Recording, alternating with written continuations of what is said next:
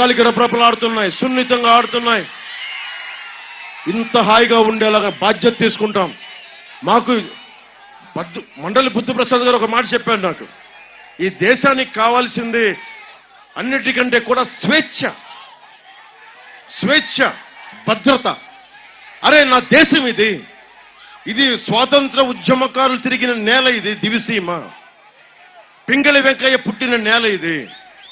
ఒక రౌడీ కూర్చోబెట్టి రౌడీ ప్రభుత్వాలు, రౌడీ ఎమ్మెల్యేలు కూర్చొని మనం బెదిరిస్తారంటే బెదరటానికి మేము లేవు. దానికోసం పింగళి వెంకయ్య 30 నెలల జెండా వేసుకుని భుజాల మీద వేసుకురావాలా ఫ్యాషన్ కాదు మాకు. అది తప్పులు చేస్తే తాట తీస్తాం, ఎర్రి గొర్రె వేషాలు వేస్తే స్పీకర్ నిలమి కింద రోడ్ల మీద కూర్చోబెడతాం, తప్పుడు వేషాలు వేస్తాం ఒక్కొక్కడు. ఏం ధైర్యం చచ్చిపోయింది అనుకుంటున్నారా ఈ సమాజంలో? పిరికితనం ఆవహించింది అనుకుంటారా ఈ సమాజంలో? ఆఫ్టర్ ఆల్ మీరెంత, మీ బతుకులంతా, గుండె బలం ఉంది మాకు. ఎవడు బెదిరిస్తాడు దేశంలో? ఎవడు బెదిరిస్తాడు? ఎవరిని? దమ్ము లేకపోతే, ధైర్యం లేకపోతే బతకలేము ఈ సమాజంలో. జగన్ ఎంత, జగన్ బతుకెంత, జగన్ ఎమ్మెల్యేలంతా. ఎందుకు భయపడాలి మనం? ఎవరికైనా ఎందుకు భయపడాలి? మనం ఏం తప్పు చేశాం?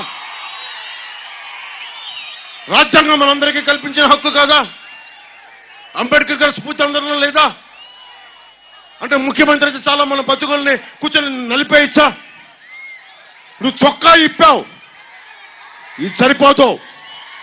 ఓట్లు వేయించో, ప్రభుత్వాన్ని మార్చో, రౌడీజంని ఎదుర్కో, గూండా గర్దీని మొత్తం కాలితో నలిపేయి, అప్పుడు చొక్కా ఇప్పావు.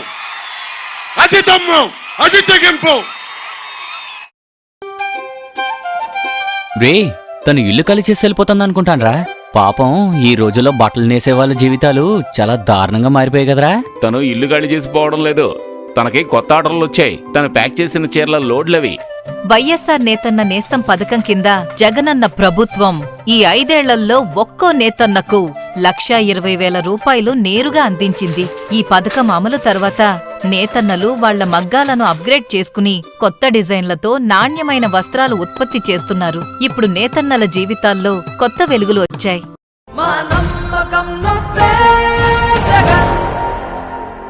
తరగతి పూర్తి చేసిన తరువాత ఇంజనీరింగ్, మెడిసిన్, సిఏ లాంటి కోర్సులు వద్దనుకుంటున్నారా? అయితే మీకోసమే ఇంటర్మీడియట్ లో MEC Pro, CEC Pro అనే వినూత్నమైన అకాడమిక్ ప్రోగ్రామ్. ఇంటర్ తర్వాత BBA లేదా లా కోర్సులు చెయ్యాలి అనుకునే విద్యార్థులకు గొప్ప అవకాశం. Master minds, the pride of India.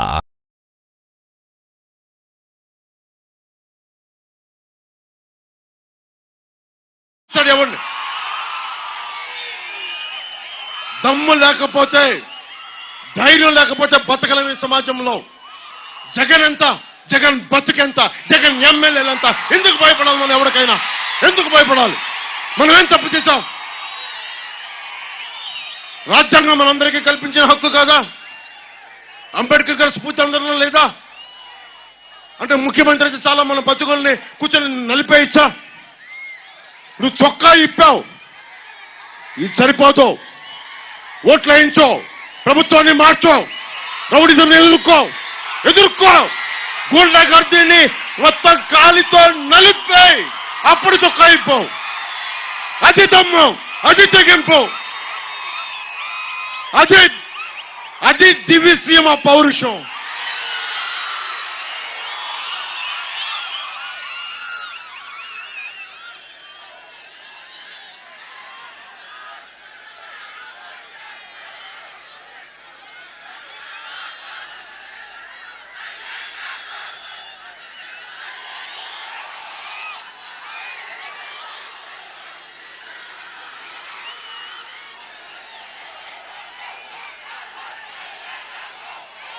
$40,000 కోట్లు ఇసుకలో దోచేస్తా ఉన్నారు.